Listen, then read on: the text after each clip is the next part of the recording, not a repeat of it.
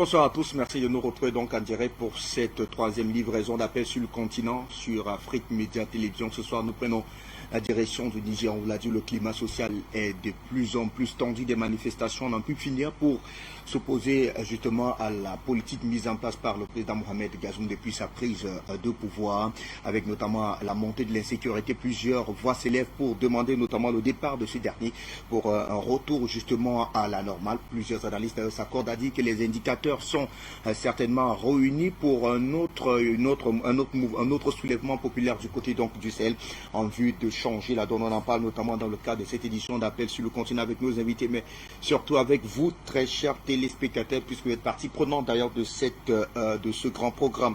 Et nous allons justement au Grand Zoom pour retrouver nos invités qui sont certainement avec nous. Ibrahim Al-Badé Omar, bonjour, bienvenue.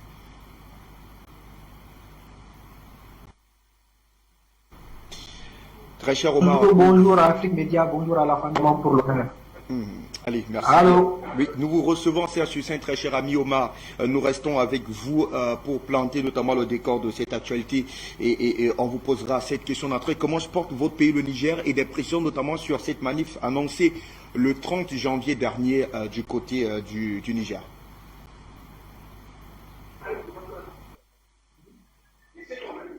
Oui, donc en tout cas, ça fait longtemps que nous avons voulu organiser des manifestations pour dénoncer un certain nombre de comportements, pour dénoncer un certain nombre de bavures. Il y a même certains de nos camarades qui ont été arrêtés. Il y a eu la question du détournement des ministères des Finances, la question qui a fait couler beaucoup d'encre. Donc, toutes ces questions et puis le soutien au peuple malien pour apporter notre contribution au combat que le Mali est en train de mener et en plus aussi dénoncer cette ingérence de la CEDEAO, ces décisions injustes de la CEDEAO. Le peuple nigérien voulait sortir dans son entier pour dénoncer cela. Sans oublier aussi la question de nos camarades, de nos petits frères de Terra qui ont été lâchement assassinés juste pour avoir manifesté leur ras-le-bol contre la présence de cette armée française qui, pendant plusieurs années, a contribué à ensanglanter, à insécuriser cette région-là. Et donc, c'est toutes ces choses-là qui ont fait que ça faisait des semaines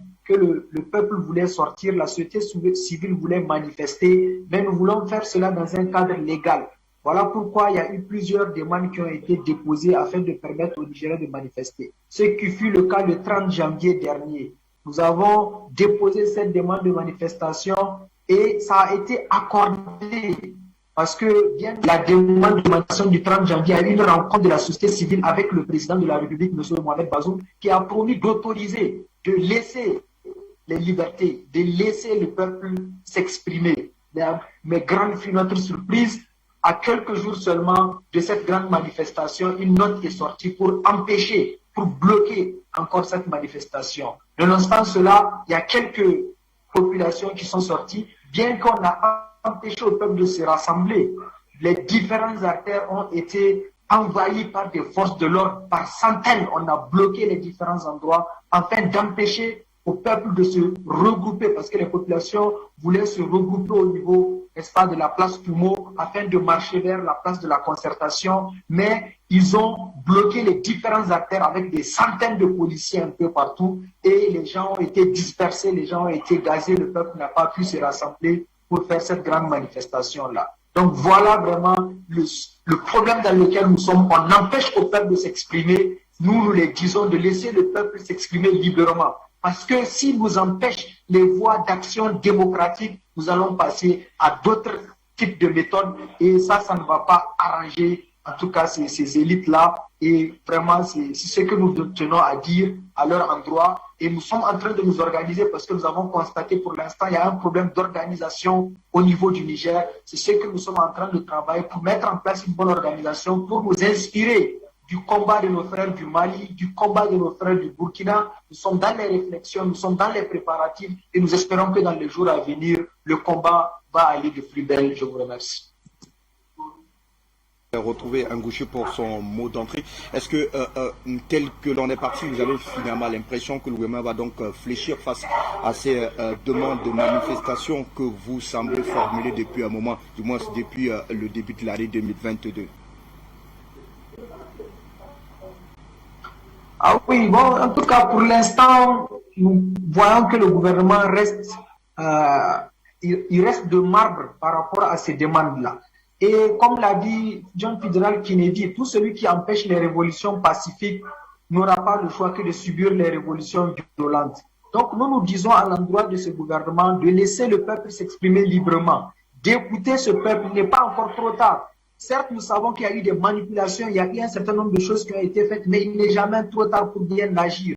Si ce qui s'est passé au Mali ne les a pas servi de leçon, ce qui s'est passé au Burkina doit les servir de leçon, ce qui s'est passé à la Guinée doit les servir de leçon. Et donc, il est dans leur grand intérêt de revenir et d'écouter la voix du peuple, de fléchir afin de laisser le peuple s'exprimer librement. Car s'ils ne le font pas, ils vont récolter les pots cassés. Parce que le peuple ne compte plus reculer. Parce que la jeunesse africaine est plus que jamais consciente. Nous avons compris les enjeux. Les manipulations, les divisions, la corruption et toutes ces choses-là ne vont plus marcher.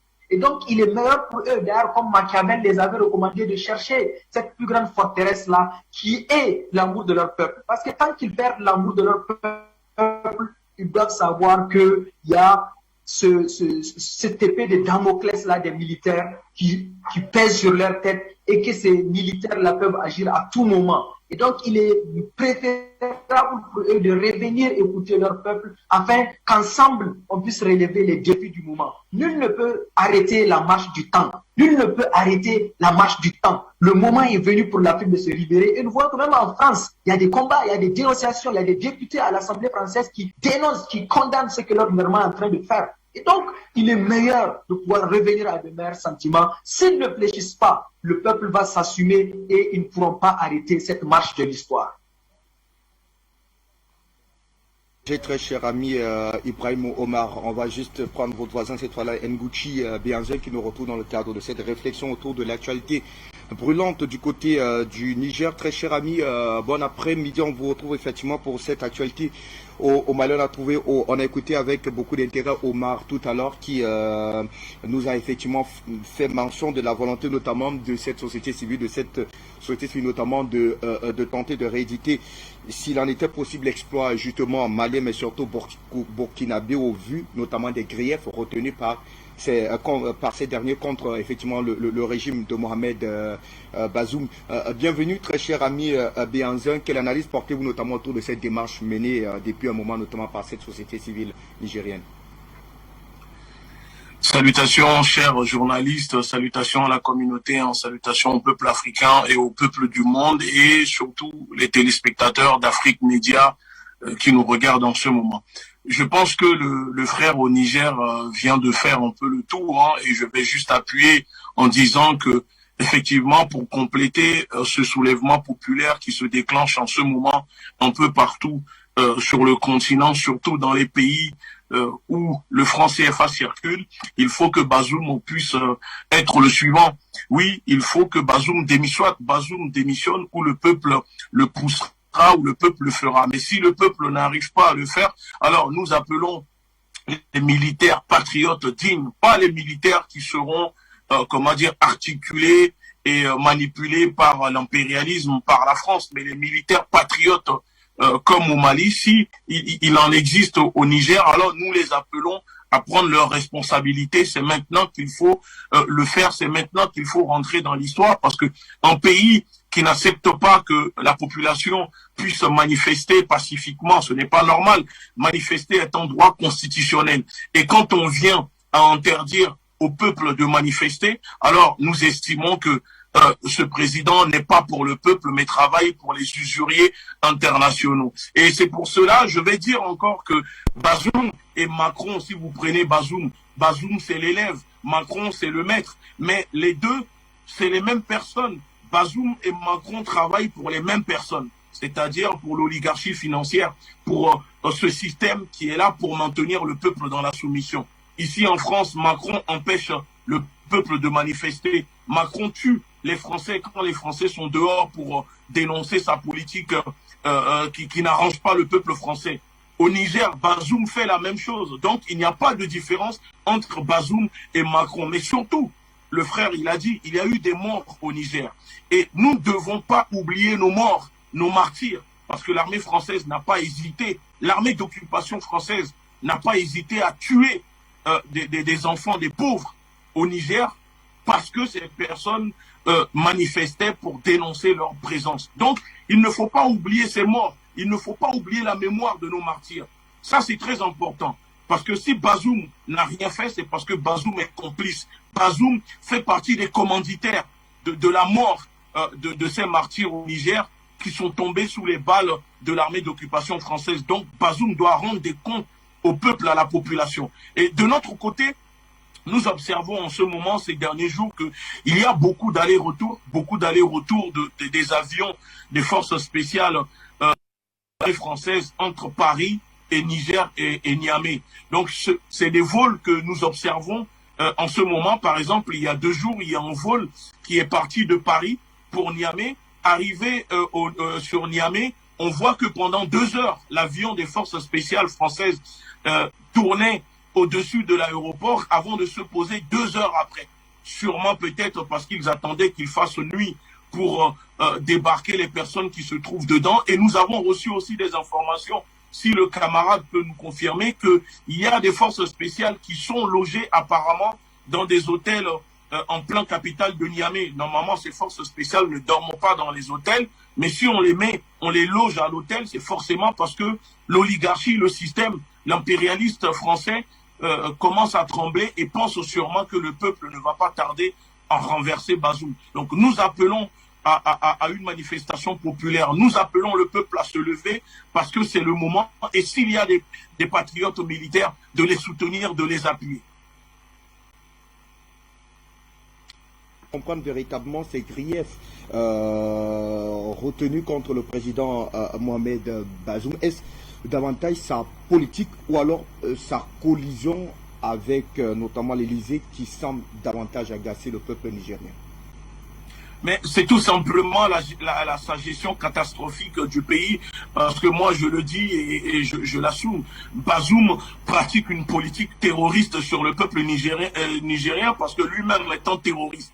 Voilà, c'est un ancien terroriste, peu importe ce que les gens diront. Moi je le dis, quand on pratique une politique terroriste sur son peuple, c'est parce qu'on est terroriste. Donc si Bazoum est complice et laisse l'armée d'occupation française, l'État français venir exploiter le peuple nigérien sans forcément se dresser devant ce système oligarchique, ce système qui est là pour opprimer tout un continent, qui transforme un continent en camp de concentration à l'échelle continentale.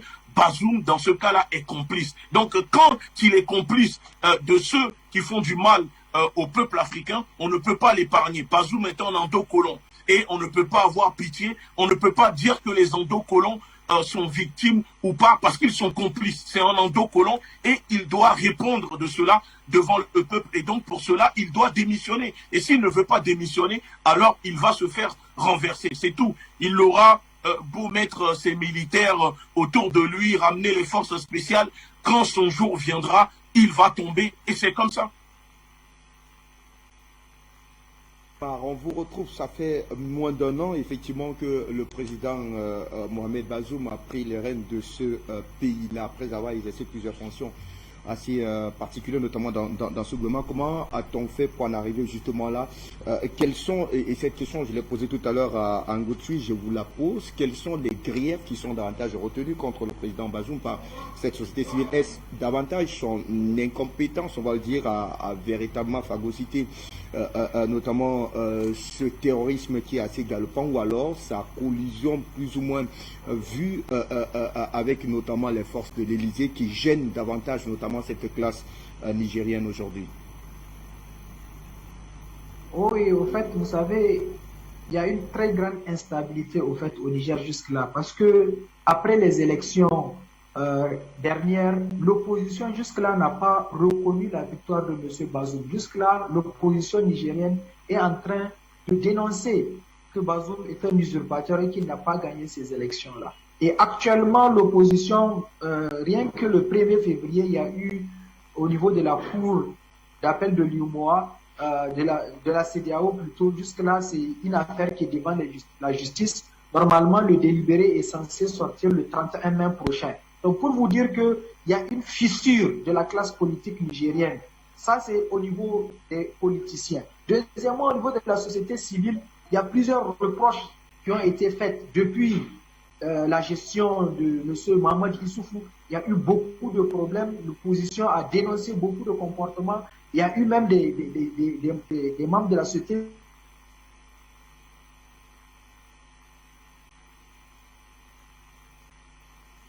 à vous dans un moment le temps pour nous d'avoir certainement une stabilité de liaison avec vous depuis le Niger.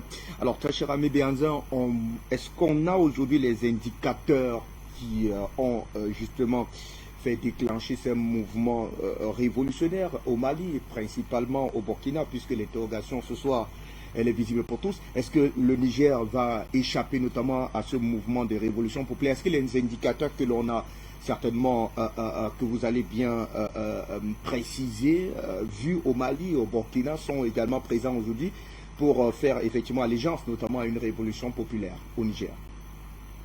Oui, les indicateurs sont là. Les indicateurs sont là parce que la société civile au Niger ne cesse de se mobiliser. La société civile a compris le jeu double et trouble que joue Bazoum, mais surtout son comment dire, parce que Bazoum est juste la marionnette. Il y a un autre marionnettiste dans l'ombre qui est Issoufou, l'ancien président qui se cache dans l'ombre, qui travaille pour l'État français. Donc ces deux personnes qui manipulent Bazoum. Parce que quand vous prenez en ce moment la situation au Niger, c'est comme dans la plupart des autres camps de concentration, il n'y a quasiment pas de justice sociale. Il n'y a pas d'hôpitaux pour soigner les populations. L'école, on n'en parle même pas. Il n'existe pas d'éducation. Tout est privatisé. Même l'eau que nous buvons sur le continent africain, par exemple au Niger, est privatisée. Les pauvres deviennent de plus en plus pauvres et l'oligarchie de plus en plus riche. Donc quand vous prenez le Niger sur le plan, contrairement aux autres pays africains, on voit qu'il y a une misère organisée, structurée, créée par l'oligarchie au Niger pour maintenir le peuple dans cette soumission. Mais surtout, on utilise la manipulation de l'opinion pour créer une peur avec ces histoires de terrorisme que la France est venue déverser au Sahel, dans la zone des trois frontières, le Burkina, le Niger, le Mali, pour tenir ces peuples au respect et tenir ces gouvernements au respect en leur disant que si nous ne sommes pas là, les terroristes viendront vous envahir. Donc, il faut laisser pour qu'on puisse occuper vos terres. Mais là, on voit qu'il y a beaucoup de leaders d'opinion au Niger, comme le camarade qui est là avec nous sur le plateau, et la société civile, et une partie, quelques personnes faisant partie de l'opposition, des politiques qui se lèvent, qui se mobilisent, même si ce n'est pas facile, mais on voit que l'indicateur en ce moment est au rouge, et sûrement les renseignements français le savent que Bazoum est sur le qui-vive et qu'il y a des chances que Bazoum soit renversé parce que la situation devient invivable au Niger. Quand l'armée française vient tuer des enfants, des gens au Niger et que Bazoum n'ose même pas le dénoncer et que Bazoum ne demande pas une enquête ou ne condamne pas clairement ces meurtres des populations au Niger, vous comprenez qu'il y a la colère qui monte et à un moment, quand c'est trop, ça déborde. Et quand ça déborde, on ne peut plus retenir cela.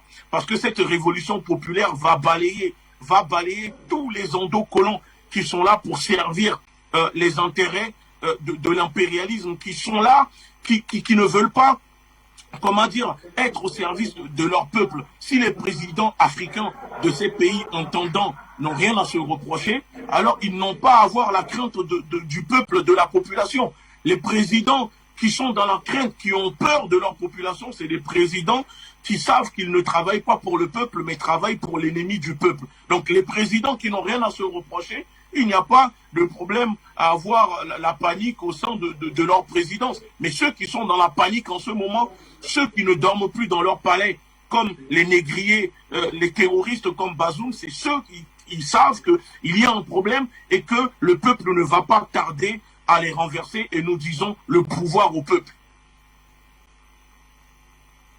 Ami Ibrahim Albadé Omar est en liaison avec nous. Alors il est là. Ibrahim, je vous retrouve certainement puisque cette fracture est assez visible et perceptible entre l'État central nigérien, mais surtout sa population en majorité tournée vers un autre paradigme. est-ce que cette fracture est assez visible aujourd'hui sur la scène sociale nigérienne? Si oui, est-ce que le gouvernement en place n'engage pas des démarches pour véritablement se faire, peut-être pas entendre, mais aller véritablement vers la voie de l'apaisement? Voilà, désolé pour la coupure de la connexion. Donc, oui, cette rupture aujourd'hui, vous voyez, elle est en train de se faire sentir petit à petit. Parce que vous savez, le président, M. Bazoum Mohamed, c'est un philosophe. Donc, une fois qu'il a été élu, il s'est rapproché, il s'est comporté de manière contraire par rapport à l'ancien président Mohamed Issou. Il s'est rapproché de la population, il a invité les différents acteurs, il a invité la société civile au palais, il a invité les scolaires, il a invité les chefs coutumiers, les marabouts, les imams, les prêtres. Il s'est approché des différentes populations et aussi quand il y a des attaques, l'ancien président Mohamed Issou ne partait jamais sur le terrain quand il y a une attaque. Donc M. Bazoum Mohamed, quand il est venu, dès qu'il y a une attaque dans un village ou quelque part, il se rend sur place, il va, il réconforte les populations et aussi il a tenu un certain grand nombre de discours et de promesses. On se rappelle ce discours qu'il a tenu devant Macron en lui disant que le Niger n'a pas besoin des militaires français. Le Niger n'a pas besoin de ces militaires français sur leur sol. Mais le Niger a surtout besoin de renseignements, le Niger a surtout besoin de logistique et tout ça. Donc il y a eu toutes ces promesses-là, il y a eu toutes ces paroles-là pompeuses qui ont été faites, ce qui fait que le peuple, d'une manière indirecte, est en train d'accorder une sorte de sursis à M. Bazoum Mohamed, mais parce qu'il n'a même pas encore un an. Mais le problème qui est en train de se poser aujourd'hui, c'est que le peuple est en train de voir que toutes ces promesses-là, ce n'est que du discours au finish, parce que si vous l'appelez, il y a eu la question du détournement au niveau du ministère de la Défense. Vous savez, des milliards ont été détournés au niveau du ministère de la Défense. Ces milliards devaient servir au financement de l'armée pour acheter des armes et tout ça. Et ces milliards ont été détournés par des proches de ce régime-là. La justice a saisi l'affaire et à notre grande surprise récemment, le gouvernement nigérien vient de renoncer à la poursuite de ces personnes-là, ces individus-là qui ont eu à détourner ces milliards-là, ce qui a coûté la mort à beaucoup de nos militaires, parce que beaucoup de nos militaires manquaient souvent de moyens, manquaient souvent d'armement et tout ça. Donc cela a frustré amèrement le peuple s'est senti frustré. Sans oublier la question aussi de l'assassinat de nos frères de Terra. On aurait voulu que le président Bazoum puisse soutenir le peuple nigérien pour réclamer justice. Parce que comment comprendre que des Français puissent venir sur notre territoire et tirer sur les populations et que le gouvernement nigérien ne puisse pas défendre ces populations? Il se retourne pour pouvoir soutenir cette France-là. Et cette France fait sortir un rapport pour dire que non, ce n'est pas elle qui est à la base. Pourtant, tout le monde sait, il y a eu des témoignages, il y a eu même des investigations qui ont été faites. Donc tout cela aujourd'hui fait qu'il y a une rupture qui est en train de se faire avec le peuple. Au début, M. Bazoum Mohamed, il a tenté des stratégies philosophiques pour essayer de s'accaparer de l'amour du peuple, mais au fil du temps, on a compris que ce n'est que des discours parce que jusque-là, il n'y a rien de concret. Donc, avant qu'il ne soit trop tard, M. Bazoum Mohamed, on a vu Roch Kaboré avait donné un sursis à M. Roch Kaboré. Mais Roch Kaboré, par son laxisme, n'a pas pu prendre décision pour pouvoir, n'est-ce pas, mettre fin à cette question de sécurité et prendre les décisions qu'il se fallait. Et voilà, aujourd'hui, il n'est plus là. Donc, nous disons à M. Bazoum Mohamed aussi et à tous ceux qui sont autour, au niveau de son entourage, de pouvoir interpeller rapidement le président pour qu'il puisse revenir à de certes, nous savons qu'il a des accointances avec les Drians, il a des accointances avec les Français, mais puisque aujourd'hui on voit qu'il y a une marche de l'histoire, en tant que stratège, il doit revenir à de meilleurs sentiments pour accompagner le peuple africain dans ce désir de se libérer. S'il ne le fait pas, ça se fera à son détriment. Nous, ici au Niger, nous sommes en train de nous organiser parce qu'à un moment, il y a une sorte d'organisation qui a manqué. La société civile a été désorganisée parce qu'il y a eu des infiltrations, il y a eu ceux qui ont corrompu un certain nombre, on a enfermé encore un certain nombre. Dès que vous sortez, vous parlez, on vous enferme. Actuellement, il y a le coordonnateur du mouvement de Tillabéri, c'est parce que quand il y a eu les événements de Tillabéri, la population de Tillabéri s'est organisée pour dénoncer. Mais le leader, le coordonnateur a été enfermé après une déclaration.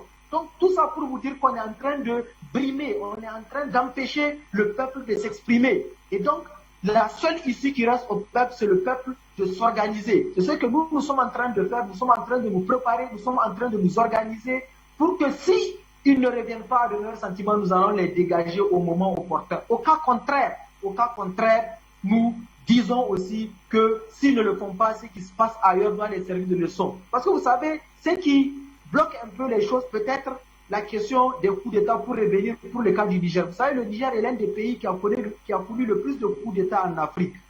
Maintenant, dans le régime de M. Mahamadou Issoufou, il y a eu beaucoup de tentatives de soi-disant de coups d'État et beaucoup de militaires ont été enfermés. Il y a eu plusieurs cas. Jusque-là, les trucs pendent devant les tribunaux, il n'y a pas de preuves concrètes. Et vous vous rappelez aussi, à la veille de la prestation de serment de M. Bazoum Mohamed, il y a eu encore une soi-disant tentative de coup d'État.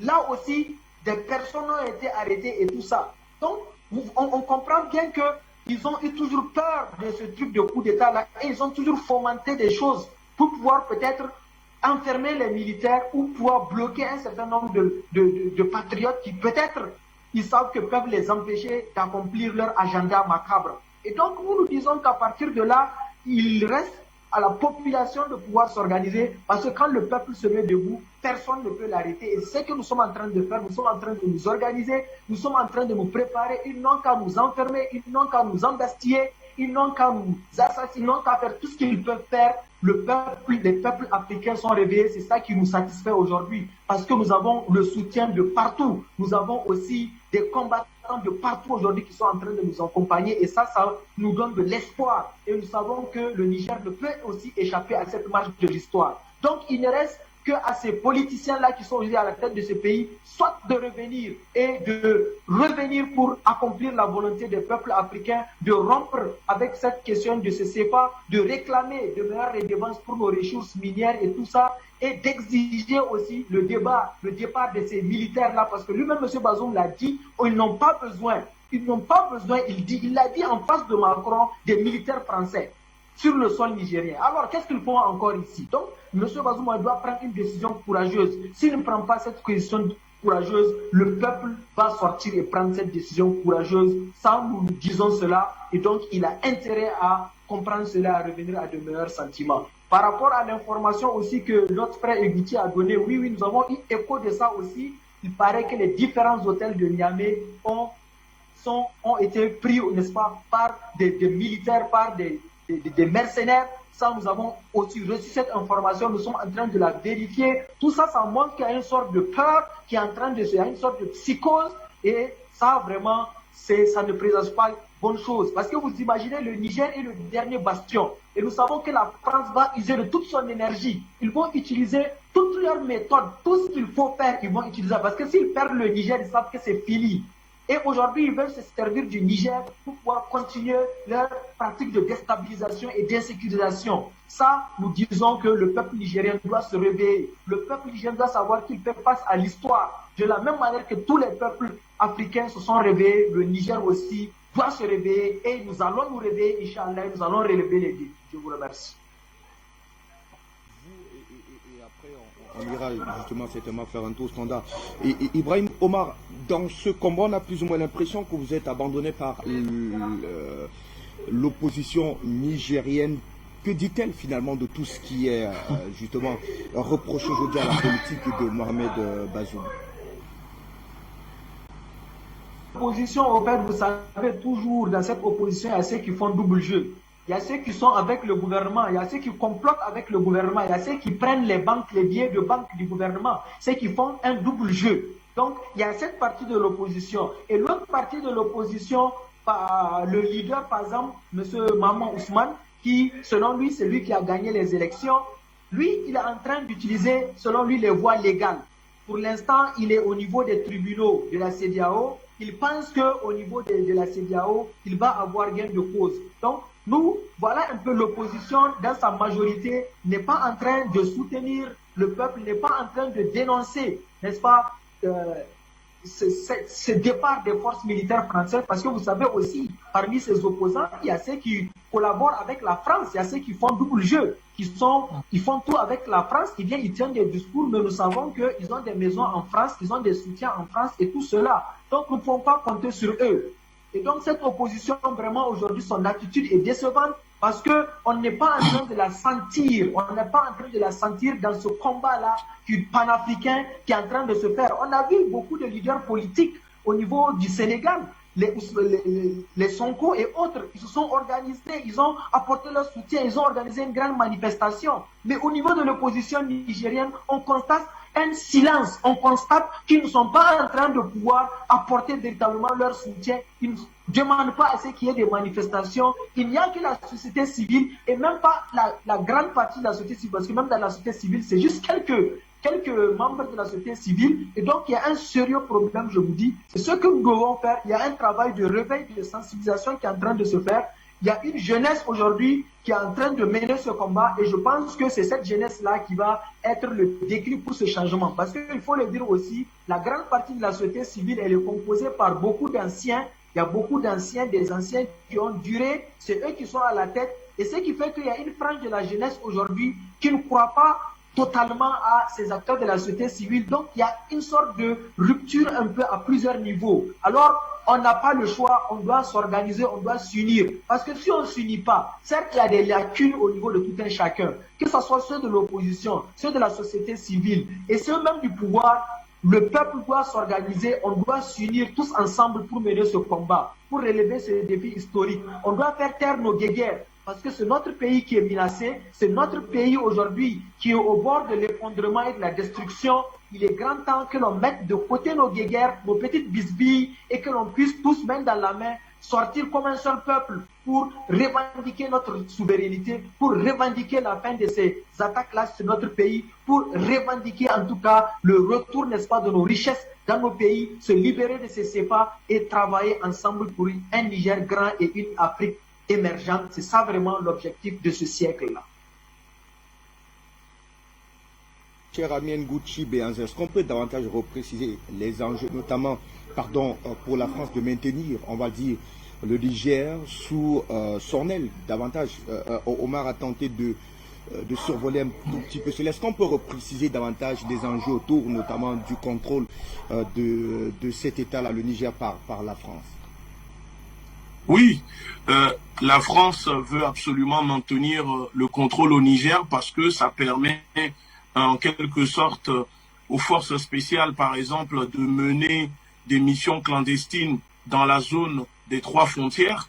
D'ailleurs, on les retrouve aussi au Burkina Faso, ces forces spéciales, étant donné que la situation en ce moment au Mali pour la France, vous pouvez le voir que la France se retrouve dans un micmac au Mali où elle sait pertinemment, elle le sait déjà qu'elle a déjà perdu la bataille là-bas, à moins qu'il y ait un miracle qui se passe pour que la France reprenne la main. Donc il faut absolument maintenir le Niger pour que les forces Barkhane, les forces d'occupation Barkhane, les mercenaires, ces légionnaires qui tuent en toute impunité un peu partout au Sahel au nom de cette fausse guerre contre le terrorisme, puissent avoir des bases. Parce que c'est depuis le Niger qu'on fait décoller, qu'ils font décoller les avions de chasse. C'est depuis le Niger qu'ils font surveiller, par exemple, les opposants ou la rébellion qui menace un peu les pantins qu'ils mettent au pouvoir. Donc le Niger est vraiment une base très stratégique pour la France et la France va tout faire pour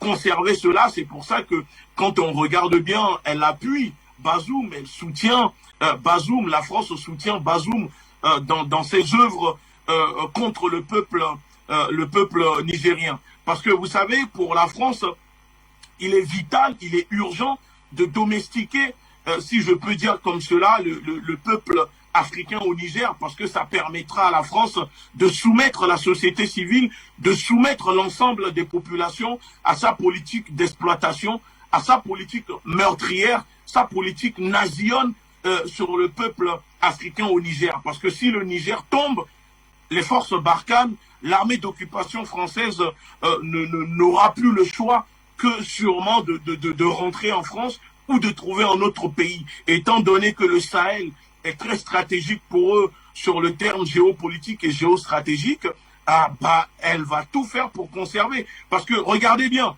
au Niger, comme vient de dire le camarade, on enferme des gens quand les gens déposent des demandes pour manifester. Et même, moi je suis en privé parce que nous travaillons avec des camarades là-bas sur place, même quand les juges autorisent les manifestations, on voit quand même que la police empêche les mouvements de manifester. Il y a des manifestations qui sont autorisées par les juges, mais le gouvernement fait tout pour empêcher cela. Vous savez, parce que aujourd'hui, la situation au Sahel et au Niger, elle est très simple à comprendre. Comme je dis, on utilise la peur pour contrôler un peuple. La peur permet de tenir un peuple au respect. Et en ce moment, au Sahel, cette peur, c'est le terrorisme. Parce que la France n'a pas d'autre choix que d'utiliser le mot terrorisme, lutte contre le djihadisme, pour venir maintenir ce peuple. Parce que quand on tient un peuple au respect, on sait qu'on peut imposer à ce peuple des mesures restrictives, des libertés individuelles des populations, sans que les populations ne puissent se révolter. Parce que on dit aux populations, attendez, il y a un problème de terrorisme, donc si on occupe vos terres et qu'on tue vos enfants, on tue vos parents, c'est pour vous protéger, dis donc. Alors, pourquoi vous n'êtes pas content? En gros, la France veut faire accepter au peuple africain le fait que le peuple africain soit sous domination, soit dans la soumission, parce que c'est pour leur propre bien. C'est comme si la France, elle quitte le Niger ou le Mali, par exemple, les Africains ne seront pas capables de se protéger par eux-mêmes. Donc la France n'hésite pas à tuer. Et donc, au nom du terrorisme, la France tue tout le monde. Dès que tu déranges le pouvoir installé, soutenu par Paris, dans les pays africains, on n'hésite pas à déclencher des missions clandestines avec les forces spéciales pour venir te tuer, t'arrêter, t'enfermer, pour dire que, tu es terroriste, tu prépares des actes de terrorisme, etc. Parce qu'on ne sait plus aujourd'hui qui sont les terroristes, qui ne sont pas les terroristes. C'est devenu flou. C'est devenu flou. Et donc, ça doit cesser. Et c'est pour cela que le peuple se révolte. Parce que le peuple demande qu'à vivre dignement. On ne demande pas grand-chose. On veut juste vivre dignement. Ce n'est pas normal que les chiens de ces personnes, les chiens qu'ils ont dans leur maison ici en France, vivent mieux que les Africains dans ces colonies, dans ces camps de concentration. C'est ça que le peuple africain ne veut plus. L'uranium au Niger ne bénéficie pas aux Nigériens. Est-ce que c'est normal que l'uranium que produit le Niger ne bénéficie même pas au peuple du Niger et que c'est la France qui en bénéficie? Ce n'est pas normal. C'est ça que nous reprochons à Bazoum, c'est ça que le peuple dénonce. Et si Bazoum n'est pas capable de prendre ses responsabilités, alors Bazoum doit démissionner ou Bazoum se fera renverser. Parce que la stratégie, le compérage entre l'État du Niger et l'oligarchie française, on n'en veut plus. Donc cette connivence qui empêche les peuples de vivre dignement et d'exprimer leur mécontentement est synonyme de peur au niveau du gouvernement nigérien. Et donc cela, nous le voyons, et je le dis, le prochain sera Bazoum. À vous, très cher Ngouchi Béhanzan et notre ami Ibrahim Al-Badi Omar. On va cette fois-là donner la parole à certains Africains qui souhaitent s'exprimer notamment sur cette grande problématique de ce soir au niveau, notamment cette révolution populaire au Sahel. Le Niger va-t-il échapper à la contagion? Pour en parler au téléphone avec nous, Monsieur Jean, vous nous appelez depuis les États-Unis. Bienvenue, bonsoir. Bonsoir à vos invités, bonsoir aux techniciens. Nous saluons le courage de vos invités, Ibrahim et Béhanzin. Merci beaucoup pour votre travail. Le Créateur vous donnera beaucoup d'énergie à vous qui êtes sur le terrain, pas Béhanzin, mais Ibrahim, pour que la mission soit accomplie. Parce que le Niger ne peut pas être dans cette obscurité et la France sera éclairée par l'uranium du Niger et on va se taire sur ça pour éternellement. C'est une injustice. Les Nigériens doivent le savoir. Et tous les Nigériens doivent le savoir, sans exception. Parce que la France, qu'elle veut ou pas, elle va quitter le Niger. Elle va cesser d'exploiter l'uranium qui n'est pas sous son sol. Parce que avec l'uranium de Niger, la France devient producteur d'uranium mondialement. Donc, ça doit cesser. C'est une injustice que nous devons dénoncer.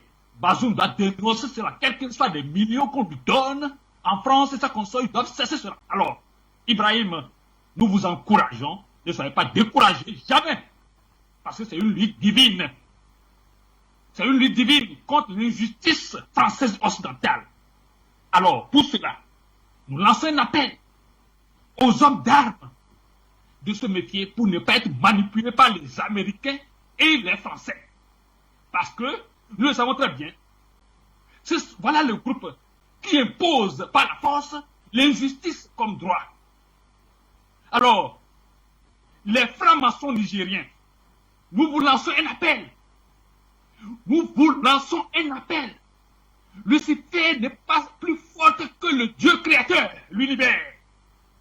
Vous devez, et vous avez le devoir de vous soumettre à la vérité, de vous soumettre à la justice et laisser vos intérêts personnels, égoïstes et passagers de côté pour ne pas être manipulés par la France et les Américains. Et vous devez supporter la population qui ne veut plus de la présence française, de cette injustice. Nous sommes des humains après tout. Nous sommes des humains après tout. Donc vous devez cesser de les obéir. Les francs-maçons, cessez de les obéir. D'obéir à la France. Que Dieu vous bénisse, nous sommes en guerre. Nous sommes en guerre. Merci.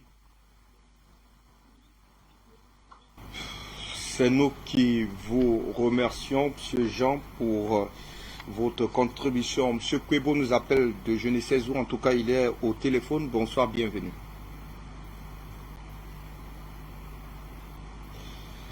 Vous êtes en direct, exprimez-vous, M. Kwebo.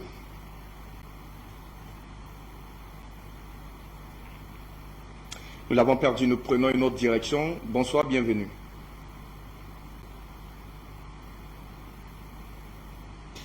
Vous êtes en direct sur Afrique Média. Bienvenue, bonsoir.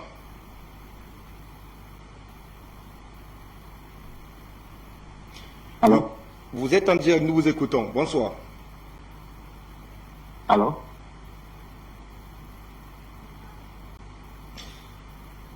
Allez-y, nous vous écoutons. Je voulais dire et saluer tous les participants et les techniciens et les journalistes de Afrique Média. Vous remercier beaucoup de tout ce que vous faites pour la population africaine.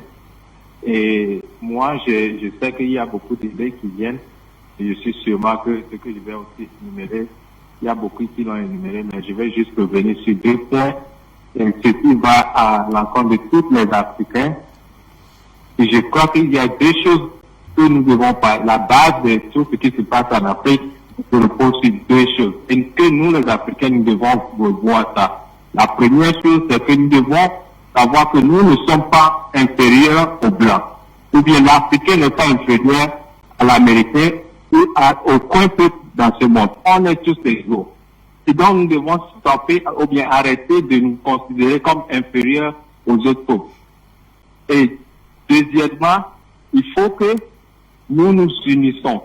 Les petits, comment dirais-je, les petits rôles entre ethnies, cela doit s'arrêter et que nous devons nous unir. Parce que eux,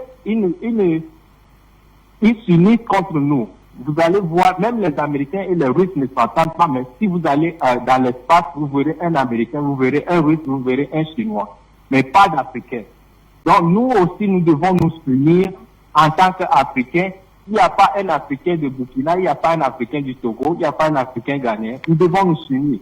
Même entre nous les peuples, il faut que nous nous unissions et à partir de cela, nous pouvons combattre les forces étrangères. Sans l'union entre nous, nous devons laisser tous les petits querelles pour que nous unissons. Donc moi, c'est tous ces deux choses que je voulais juste envoyer, le message que je voulais envoyer à la jeunesse africaine. Nous ne nous considérons pas comme nous sommes inférieurs aux autres peuples. Unissons-nous. Merci beaucoup à vous. Allez, c'est nous qui vous remercions pour votre contribution dans le cadre de cette réflexion autour de l'actualité brûlante du côté du Niger. Monsieur Kwebo me fait savoir que vous êtes déjà disponible. Bienvenue, bonsoir. Ou bien ils sont des terroristes. C'est un message clair. Et c'est pour ça que j'invite tous les Africains, chacun à sa position, de renouveler toutes les armes africaines.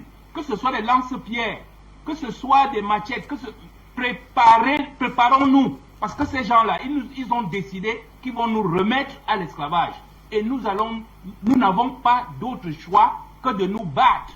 Sinon, on va nous réduire comme des animaux. Voilà, donc pour moi le message est très clair.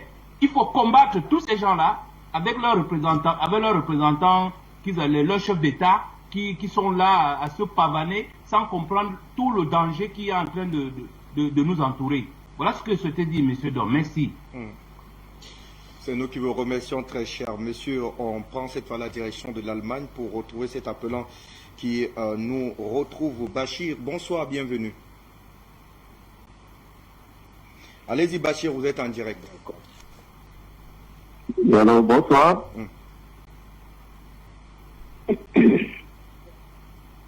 Oui, bonsoir à tous les médias, bonsoir à tous les panélistes. C'est pour participer à l'émission qui est combien important.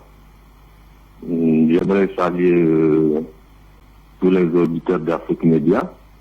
Donc, concernant la problématique du Niger, c'est Bazoum qui est un parfait valet de l'impérialisme du Niger, qui a été imposé par Issou Mahamadou. Donc aujourd'hui, les Nigériens ne peuvent pas attendre grand-chose de lui pour faire quelque chose par rapport à l'Union du Niger. Parce que lui-même, il l'avait dit, autrefois dire que l'Union n'est pas suffisante.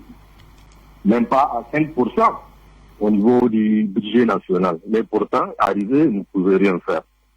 Et il faut aussi rappeler qui est M. Issou Mahamadou. Issou Mahamadou qui était au niveau de la Somalie, qui a tout fait, qui a tout œuvré pour licencier des Nigériens, alors qu'il était au niveau du directeur d'exploitation. Et pourtant, il n'avait rien fait. Il a continué, il a démissionné. Après sa démission, on l'a proposé pour faire une carrière dans la politique. Et quand il est venu, malheureusement, le poste est revenu au niveau de la France. Il était le directeur d'exploitation. Parce que c'est ce qu'il voulait.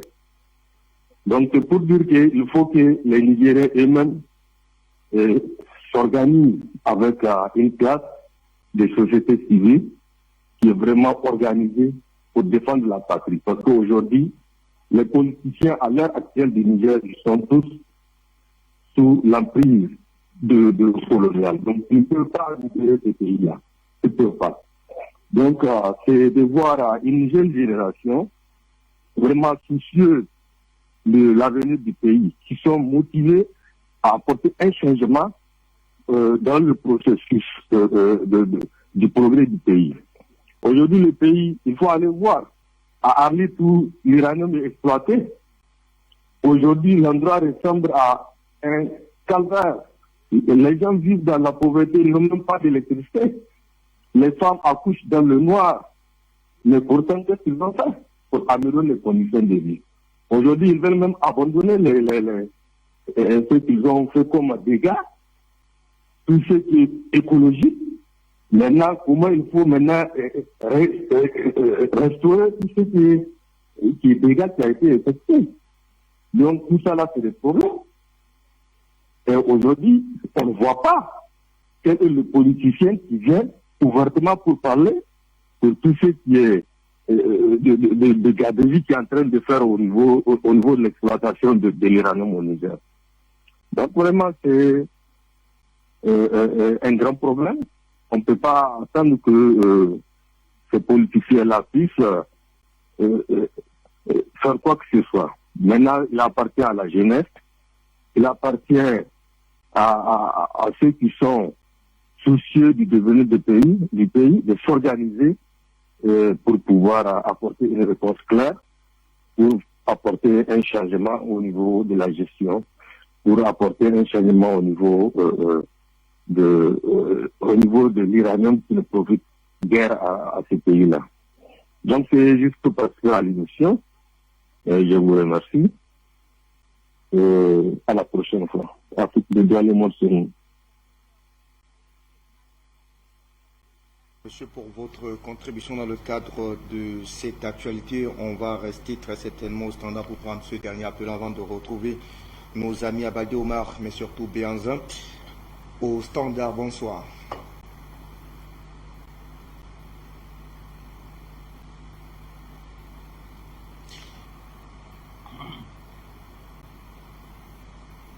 Est-ce que nous l'avons, cet appelant? Après un bon moment, je n'ai pas intervenu sur le reportage. Moi, je dois dire d'abord, je vais dire merci à tous ces techniciens et à tous ceux qui sont aujourd'hui devant cette télévision qui regarde cette chez Africain. Voilà les choses qui se passent aujourd'hui au Niger. Quand je vois mon frère qui est en train de s'exprimer au Niger, qui n'a pas de soutien, ça me fait très mal.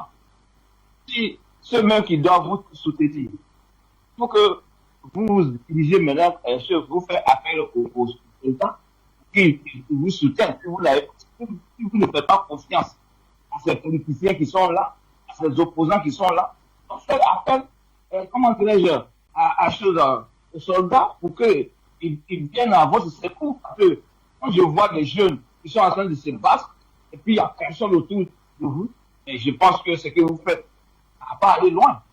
Hein? Vous avez vu chez les Burkinabés, les Maliens, ils ont été soutenus par l'armée, par leur armée, qui est venue au secours de cette jeunesse. Aujourd'hui, les choses vont changer dans ce pays. Alors, quand je vois mon frère, il est en train de lancer un appel pour conscientiser les gens, oui, mais s'il n'y a pas comme on le dit en Côte d'Ivoire, s'il n'y a pas un gros bras derrière vous, ça ne va pas aller loin. Ça, c'est la moindre des choses. Donc, faites tout possible pour que vous attirez vraiment les militaires qui sont là, pour qu'ils vous écoutent. Votre souffrance. Parce qu'on ne peut pas vivre dans un pays où il y a les matières premières et puis tu es dans la pauvreté. Et c'est la France qui en profite de votre richesse. Et tous ces 10 ans opposants, comme en Côte d'Ivoire, qui font semblant de vous soutenir. Faites attention. C'est maintenant ou jamais. Et vous faites appel aux soldats vraiment pour vous écouter. Allez-y vers ces gens-là, les hommes en armes, pour qu'ils viennent à votre secours. Sinon, si vous comptez sur les opposants ou de n'importe quoi là, je sais que vous allez échouer déjà. Et je vous encourage à aller de l'avant. Et comment dirais-je, on ne sait jamais. Mais le problème est que c'est chercher un gros bras pour vous soutenir. C'est la moindre des choses. Et je m'arrête là, je dis merci. Les techniciens, sans oublier le directeur d'Afrique Média, qui font aujourd'hui que vraiment les Africains, ils peuvent respirer. Et monsieur, je ne sais pas comment je vais le respecter et le remercier. Même tous les Africains aujourd'hui, on ne sait pas comment on va vous remercier, monsieur le directeur. Parce que c'est que cette télévision que vous avez créée, c'est comme vous avez créé un nouveau monde, un nouveau continent africain. Parce que là, cette petite télévision, ça directement les Occidentaux et les Européens, surtout les Français. Ils ne savent même pas où ils vont mettre la tête à côté de cette télévision. Et Dieu est là pour protéger cette télévision, pour que chaque Africain puisse avoir, puisse s'exprimer, dire ce qui est sur son cœur, dire pour défendre sa patrie. Alors, je dis vraiment merci encore au directeur d'Afrique.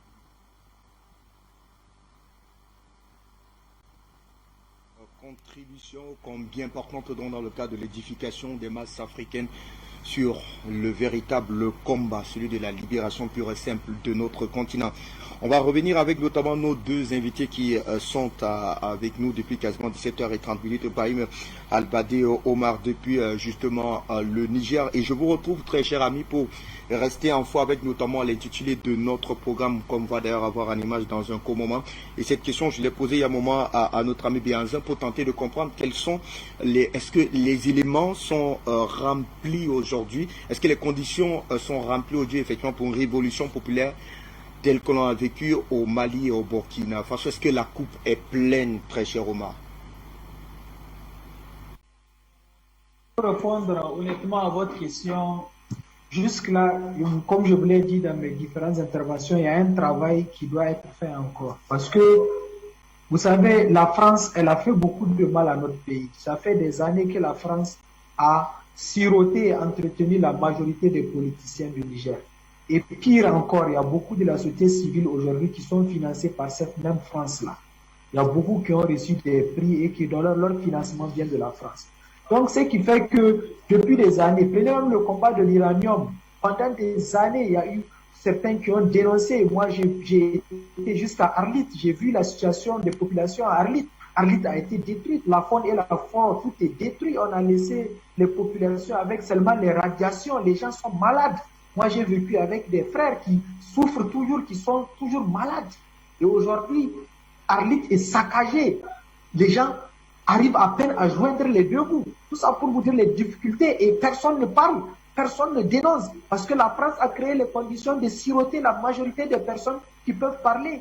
Pendant que nous-mêmes, le Niger, nous n'avons pas l'électricité, nous avons à peine de quoi nous électrifier.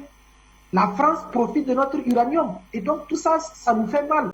La France a fait beaucoup de mal. Regardez même aujourd'hui la question de 700 milliards. Le Niger avait investi près de 700 milliards à Bolloré pour construire un chemin de fer. Et ça, là, ça n'a pas été fait. L'argent a été détourné jusque-là. Rien n'est sorti. Mais ce qui est pire même au Niger, est-ce que vous savez que notre société de l'eau, la société qui nous sert l'eau potable, c'est une compagnie française qui gère l'eau. Imaginez, ces Français peuvent nous mettre tout dans cette eau-là pour endormir les gens, pour rendre les gens faibles, pour détruire les gens. Donc c'est pour vous dire que les politiques vilipendés, ils ont prostitué le Niger à la France, ce qui fait que la lutte contre cette France-là, elle demande beaucoup d'énergie, elle demande beaucoup de courage. Et c'est ce que nous sommes en train de nous organiser aujourd'hui. Le peuple, quand tu discutes, à 90%, tout le monde en a marre. À part ceux qui sont en train de profiter, il y a toujours ceux qui profitent du système. Mais la majorité des populations, ils savent que ce qui est en train de se faire, ce n'est pas normal. La question de l'insécurité, nous savons qu'il y a des complicités. La question aujourd'hui du détournement et de la corruption dans ce pays-là, nous savons qu'il y a beaucoup de complicités. La question aujourd'hui de l'injustice. Dernièrement, on a même adopté une loi ici, la loi de la cybercriminalité, où juste pour une petite publication sur Facebook ou WhatsApp, on peut t'enfermer. Aujourd'hui, il y a combien de personnes qui ont été enfermées pour cela? Rien que récemment, dans un groupe que l'on appelle cadre étudiant et anciens et tout ça. Donc, il y a un qui a fait une publication qui a été enfermé. Je vous ai dit, le coordonnateur de Tilaberi, le mouvement pour les populations et tout ça, il a été enfermé. Le camarade Anas Jibril l'a enfermé. On ne peut pas compter. Donc, on a créé les conditions, comme mon frère Benzin l'a dit, d'installer une psychose. Aujourd'hui, rien que ces propos-là que je suis en train de dire, on peut m'enfermer pour cela. Mais c'est parce que nous sommes déterminés, parce que nous voulons travailler pour réveiller les consciences de ce peuple nigérien endormi. Parce que le véritable défi, et je l'ai dit à mes frères panafricanistes, on doit œuvrer pour que le Niger se réveille. On doit œuvrer tous ensemble pour que le Niger, n'est-ce pas, puisse se libérer. Parce que c'est le dernier rempart de la France. Tout se fait à partir du Niger. Tout se fait à partir du Niger. Et donc, on doit tous coaliser nos énergies. On doit créer une synergie. Les panafricanistes doivent sensibiliser les Nigériens qu'ils connaissent. On doit travailler au réveil du peuple nigérien. Parce que si le peuple nigérien se réveille et qu'il se débarrasse de cette domination française, c'est fini, l'Afrique est libérée. Parce que le Mali a déjà agi, le Burkina a déjà agi, il ne reste que le Niger dans les pays des trois frontières. Et si la France tombe au Niger, c'est fini, échec et mat pour elle. Et elle le sait. C'est pour cela qu'elle est en train de déployer des commandos, elle est en train de déployer des mercenaires, elle est en train de faire des pieds et des mains pour pouvoir rester accrochée au Niger. Et donc, nous avons perdu espoir malheureusement à cette classe politique qui est là, parce que normalement c'est elle qui doit être en avant-garde, c'est elle qui doit être au devant, mais elle ne le fait pas. La société civile, une partie essaye de faire de son mieux, mais elle aussi elle n'arrive pas. Donc il revient véritablement à la jeunesse. Je profite de votre antenne pour encore lancer un appel à la jeunesse nigérienne. Il faut que l'on se forme, il faut que l'on s'organise, il faut que l'on se réveille. Comme l'a dit Che Guevara, lutter ou ne pas lutter, on meurt. Dans tous les cas, nous allons mourir et laisser cette terre-là. Alors autant mourir d'une mort digne qui va permettre à l'Afrique de se libérer. Parce que ça suffit. Ça fait longtemps que nous vivons comme des moutons. Ça suffit. Sankara l'a dit. Dieu veut vivre, il préfère vivre un jour comme un lion que de vivre 100 ans comme un mouton. On ne peut plus continuer à être le paillasson de cette France-là. On ne peut plus continuer à être, n'est-ce pas, à la solde de ces néo-impérialistes-là qui sont en train de détruire nos pays parce que s'ils devaient apporter un plus en Afrique durant des années, ils l'auraient dû apporter. Mais après 60 ans de soi-disant indépendance, rien n'a été fait. Le Niger est juste là classé dernier. Moi, ça me fait mal, ça me touche dans le fond de mon âme. Voilà pourquoi je suis en train de lutter pour que mes enfants ne puissent pas hériter d'un Niger qui est dernier, d'un Niger qui est toujours à la solde de la France et tout ça. Nous avons vu récemment avec l'action du Mali en chassant l'ambassadeur français. J'étais très fier. Toute l'Afrique était très fière. Mais vous avez vu la réaction des Français. Ça les a fait mal. Ça les a surpris. Et c'est ça, il faut qu'ils comprennent que nous sommes égaux à eux. À partir de maintenant, on ne supporte plus les foutaises, on ne supporte plus le manque de respect, on ne supporte plus l'arrogance. Notre génération n'a pas connu la colonisation. Donc on n'a aucun complexe vis-à-vis de quoi qui que ce soit. Et donc, vraiment, voici l'appel que je lance à mes frères panafricanistes. Œuvrons tous ensemble pour libérer l'Afrique. Je sais que Benzin, il est écouté par beaucoup de Nigériens. Kémy Seba est écouté par beaucoup de Nigériens. Amina est écouté par beaucoup de Nigériens.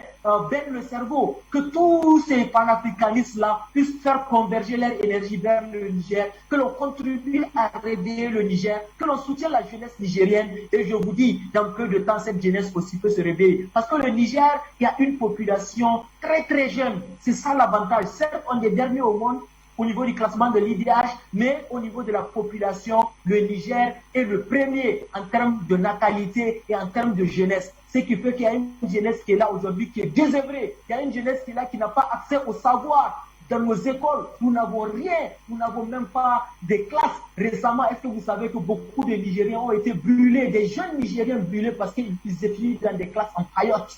Imaginez au XXIe siècle, un pays qui a l'uranium, un pays qui a le pétrole, un pays qui a tous les gisements, l'or et tout ça.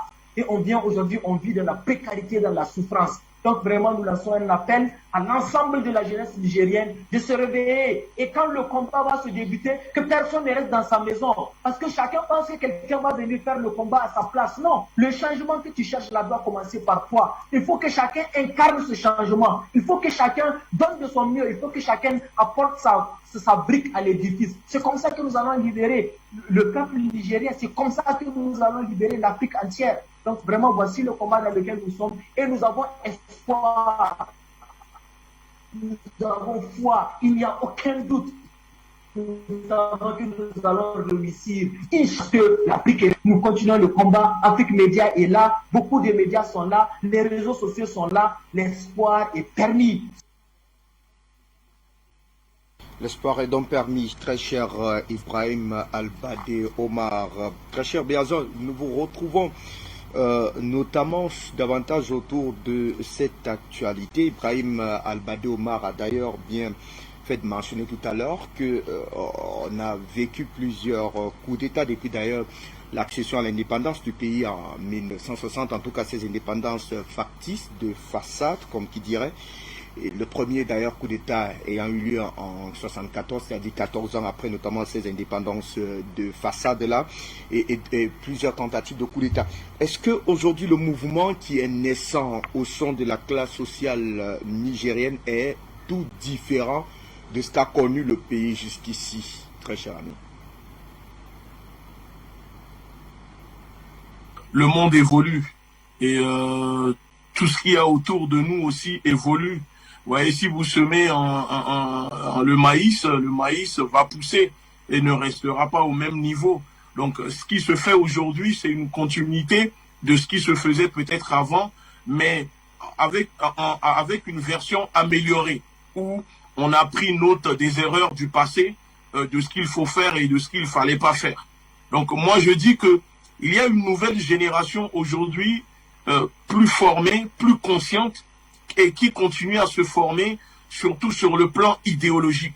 Parce que moi, je persiste là-dessus et je dis qu'il faut que le peuple africain, la nouvelle jeunesse africaine, se forme sur le plan idéologique.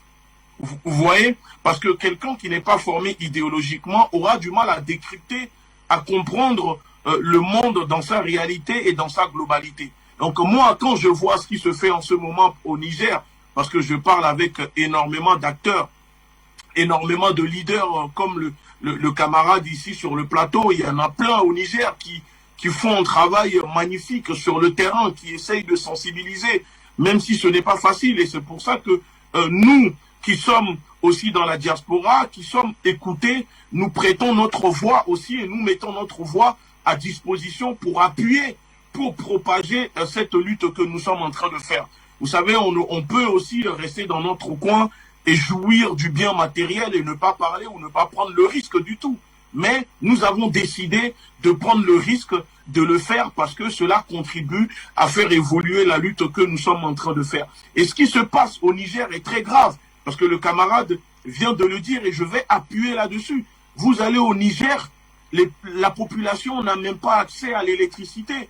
La population n'a même pas accès au courant. Et pourtant, le Niger fabrique l'uranium que utilise la France pour éclairer ce pays. En France, ici, tout est éclairé. Même les toilettes où dorment les chiens sont éclairées. Vous voyez, ça veut dire qu'il y a une aberration. Et c'est ça qui est grave. Nous disposons de tout ce que nous avons besoin pour vivre sur nos terres dignement. Mais voilà qu'on nous empêche de bénéficier, de vivre avec ça. Parce que la guerre que déclenche l'État français contre les pays africains au nom du terrorisme, permettez-moi de vous dire que c'est une guerre avant tout économique pour la France.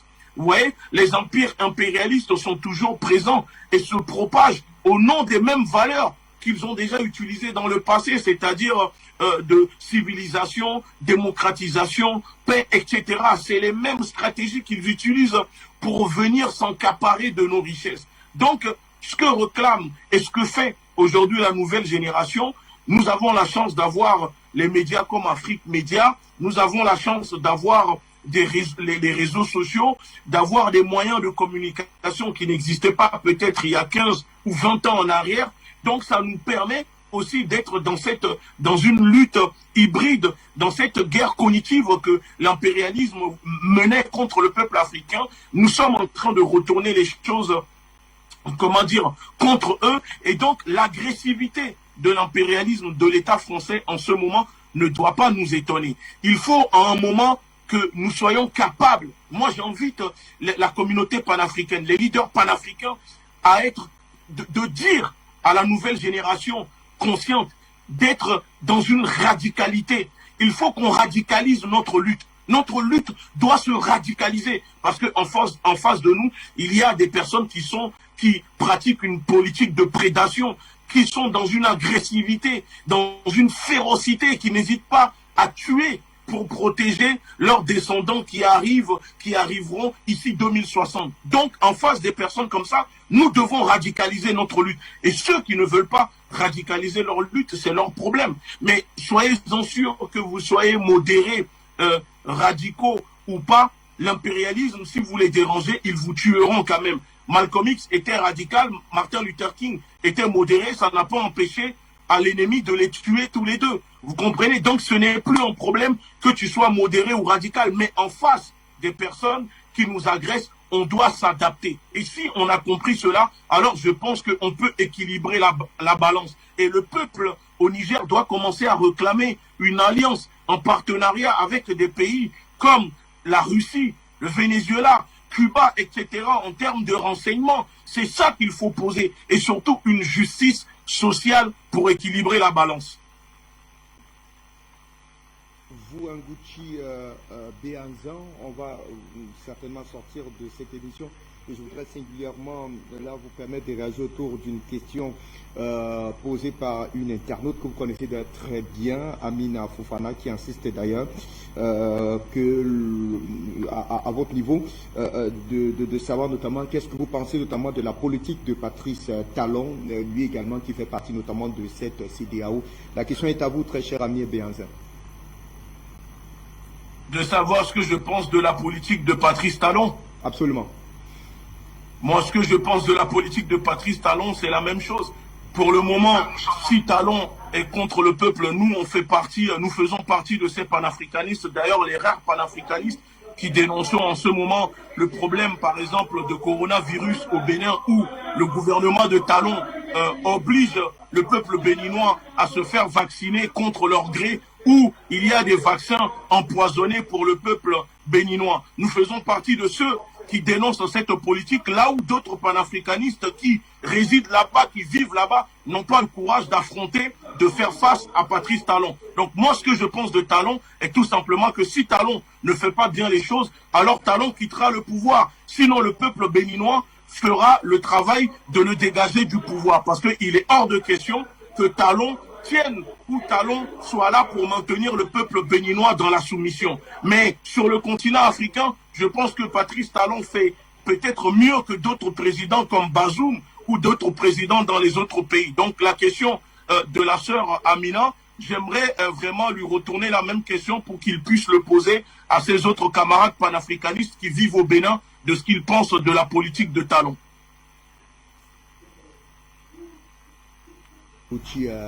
Bienvenue pour votre brillante participation dans le cadre de cette autre réflexion donc autour notamment de ces mouvements populaires, donc révolution populaire qui est vraisemblablement en marche dans le Sahel. Et on s'interrogeait notamment sur le cas du Niger. Va-t-il finalement échapper à cette contagion? On continuera de suivre de près cette actualité donc assez particulière. Merci également à Ibrahim Al-Badé Omar qui également nous a prêté de son temps dans le cadre de cette autre réflexion. Merci à vous de nous avoir suivis. Très bonne suite des programmes sur Afrique Média Télévision. Juste après moi, le grand journal, une présentation de Junior Wafo. Bonsoir à tous.